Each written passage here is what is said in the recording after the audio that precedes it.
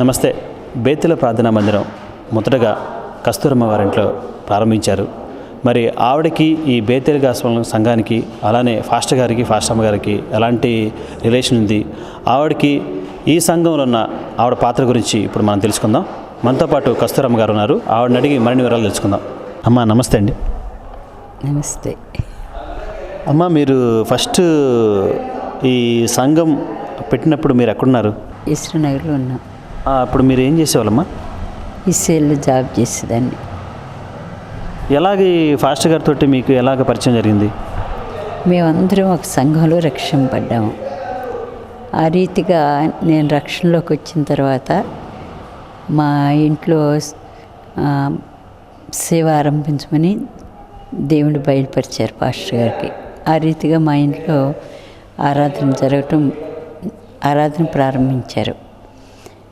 ఆ తర్వాత ఇక్కడ మందిరం కట్టడం జరిగింది. అమ్మ, మీరు ఫస్ట్ జాబ్ చేస్తూనే ఇంట్లో ప్రార్థన చేసుకుంటుండేవాళ్ళ? అలాగే చేసేవాళ్ళం. మరి మీరు పూర్తిగా పూర్తిగా సేవలోకి ఎప్పుడు వచ్చారు? 1993. ఎలా రావటం జరిగింది మీరు?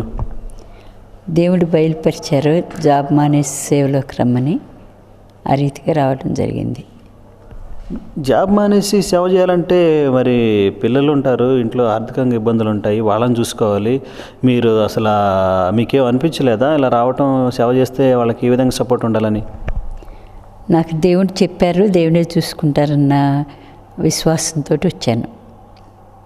నా పరిస్థితులు చాలా తారుమారుగానే ఉన్నాయి. అలాంటి పరిస్థితుల్లోనే దేవుడు జాబ్ మానేసేయమన్నారు. మానేసి రావడం జరిగింది. చాలామంది బంధువులు కానీ స్నేహితులు అందరూ చాలా ఫోర్స్ చేశారు మానొద్దని చెప్పేసి. పాస్టర్ గారి దగ్గర కూడా వచ్చి అడిగారు మీరన్నా చెప్పమని. కానీ నేను ఒకటే చెప్పాను, మా ఇన్ఛార్జ్ అడిగితే నేను దేవుడు చెప్పారు నేను చేస్తున్నానని చెప్పాను, రిజైన్ చేస్తున్నాను. అమ్మ, నాగూర్లు బేతేల్ గాస్పల్ చర్చిలో ఎలాంటి కార్యక్రమాలు జరుగుతాయి, ఎలాంటి ఆరాధనలు జరుగుతాయి? మంగళవారం ఉదయం రాత్రి ఉపవాస ప్రార్థనలు జరుగుతాయి. శుక్రవారం శనివారం ఉపవాస ప్రార్థన జరుగుతుంది. ఆదివారం ఆరాధన జరుగుతుంది. మార్నింగ్ ఈవినింగ్ కూడాను.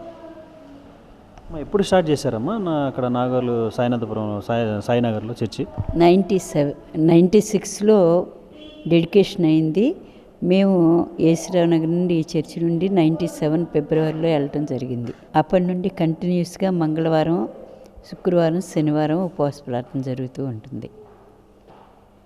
ఇప్పుడైతే మంగళవారం పగలు రాత్రి, శుక్రవారం పగలు రాత్రి, శనివారం కూడా పగలు రాత్రి జరుగుతూ ఉంటుంది.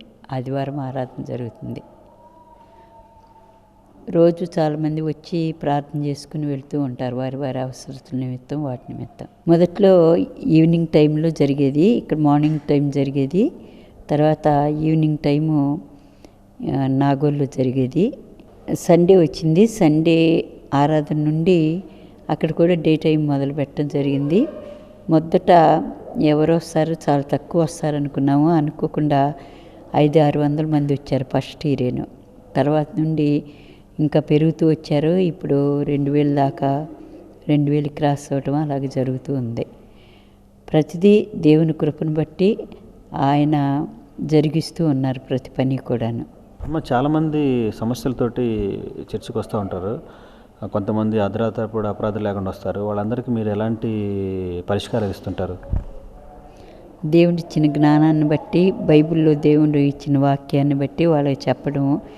నేను చాలా శ్రమలు పొందాను కాబట్టి దాని నుండి నాకు నేర్పించిన వాటిని బట్టి వాళ్ళకు కూడా చెప్పడం, ఆదరించడం, ఓదార్చడం జరుగుతూ ఉంటుంది. అమ్మ, మీ ఈ సేవ చేయడంలో మీ ఫ్యామిలీ పరంగా మీ కొడుకులు కానీ కోడలు కానీ ఎలాంటి సపోర్ట్ ఇస్తారు?